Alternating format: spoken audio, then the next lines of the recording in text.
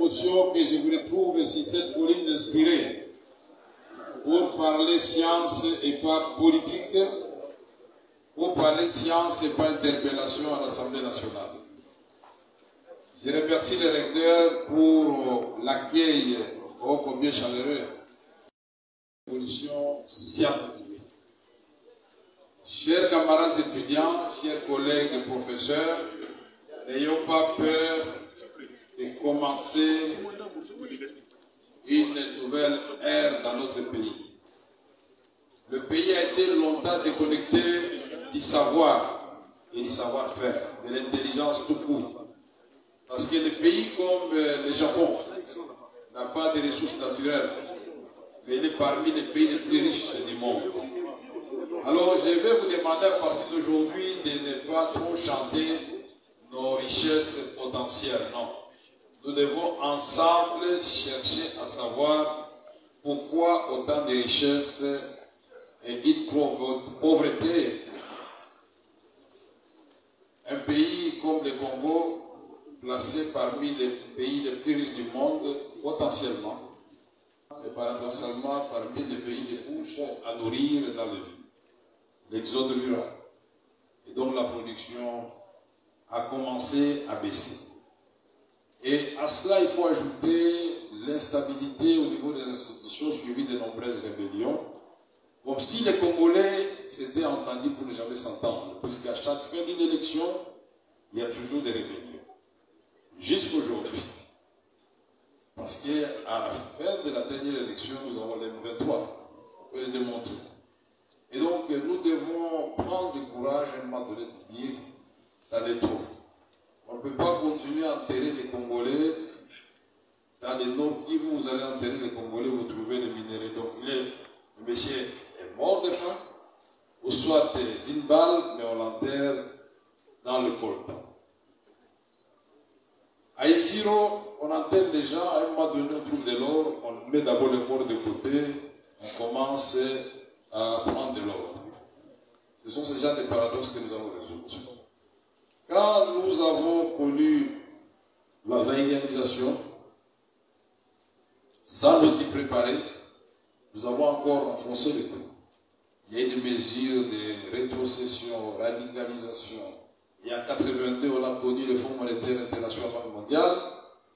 Nous avons été victimes, puisqu'à ce moment-là, on a mis Jean Lissé-Boussa ici présent, ministre du portefeuille. À ce moment-là, nous étions en deuxième gradure, puisqu'on avait fermé. Et comme point de départ, il fallait supprimer les transports des étudiants, du comité supprimer les restos. Le professeur Mabi Moulumba a démontré l'échec du modèle qui avait été en présentation. Mabi Moulumba, ministre des Finances et des Finances, je pense. En réalité, même si aujourd'hui, si on ne peut pas comprendre, et en 1960, les Congo étaient un peu... Monsieur le recteur de l'université de Kinshasa,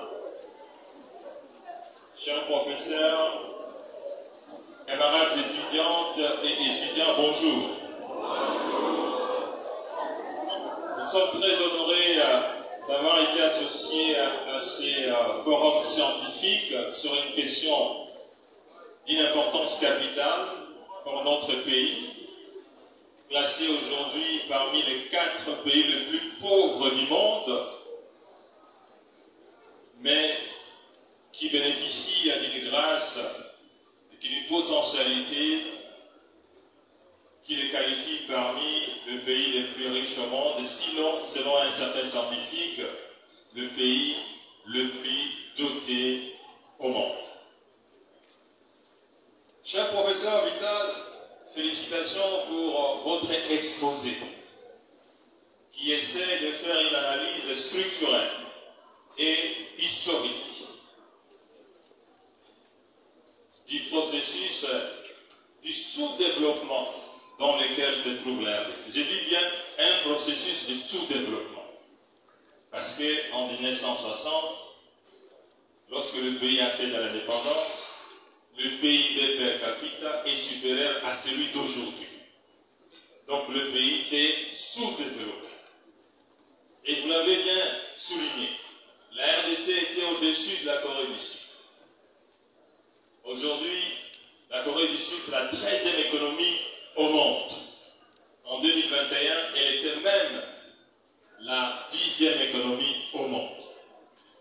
Le Brésil, vous l'avez cité, elle est parmi les 13 économies les plus puissantes du monde. Je voudrais, cher professeur, revenir sur la question de fond. Quelles sont les causes du sous-développement de la RDC? L'Arabie Saoudite, est-ce que ces pays ont le même niveau de malédiction que la RDC? Donc c'est une cause insuffisante, c'est un artefact. Quatrième bloc, professeur Vital, vous l'avez parlé, vous l'avez évoqué, la malédiction du FMI et de la Banque mondiale, avec des programmes d'ajustement structurel. Je voudrais noter ici, les fonds monétaires n'a pas pour mission de développer un pays. Ce n'est pas ça la mission du Fonds monétaire. Encore moins de la Banque mondiale ou de la Banque africaine de développement. Et donc, l'analyse que nous avons faite démontre à suffisance que les programmes d'ajustement du Fonds monétaire peuvent ou ne pas développer la RDC.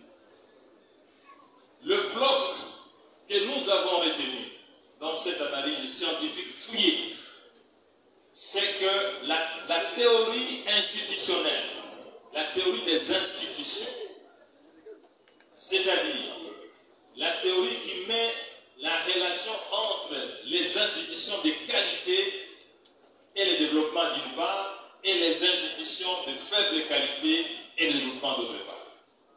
C'est une thèse qui a été mieux élaborée, défendue par des grands économistes de renom international comme Douglas North, comme Echimoglu, comme James Robinson. Et cette relation s'explique parce que il va de soi, lorsque vous avez des institutions de qualité, elles produisent le développement.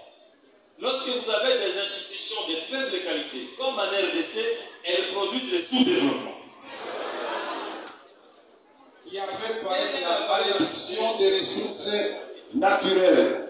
Et j'ai dit qu'il avait menti parce que le même Congo, avec un bon système de production, a fait ses preuves à l'époque. Mais malheureusement, les modèles léopoldiens, les modèles coloniaux ne sont plus des modèles à reproduire. Voilà pourquoi le but de cette conférence, nous devons faire une véritable révolution avec les amis comme Jean-Luc Boussa, comme Paloukou, comme Matata Pogno et les autres ensemble. J'ai terminé avant de vous remercier, de vous dire qu'il y a des préalables. J'ai parlé de la gouvernance, sauf que le professeur Matata dissocie le leadership de la gouvernance. Mais moi, j'ai dit que le leadership il ne